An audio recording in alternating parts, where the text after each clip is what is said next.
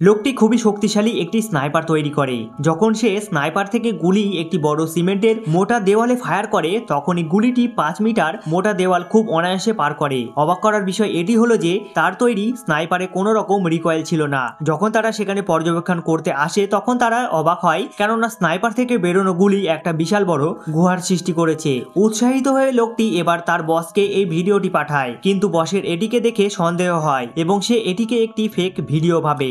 সত্যিটাকে প্রমাণ করার জন্য তারা একটি বড় ফাঁকা যন্ত্র টেস্টিং ময়দানে যায়। এবার লোকটি তার স্নাইপারটিকে নিয়ে টার্গেটকে নির্ধারণ করে গুলি চালিয়ে দেয়। দেখতে দেখতে গুলির আঘাতে একটি বড় ট্যাঙ্ক নিমেষে চূর্ণ বিচূর্ণ হয়ে যায়। এবার যখন লোকটি তার বন্দুকটিকে ব্লাস্ট মোডে সুইচ করে, দেখতে দেখতে একটি জঙ্গল নিমেষে শেষ হয়ে যায়। বন্দুকের এই ক্ষমতা দেখে বস বন্দুকটি নেওয়ার সিদ্ধান্ত নেয়। বন্দুকটিকে নেওয়ার জন্য বস লোকটির পুরো পরিবারকে তুলে নিয়ে আসে। নিজের পরিবারকে বাঁচানোর জন্য লোকটি এবার তার ওই বন্দুকটিকে বসের লোকেদের দিয়ে দেয়।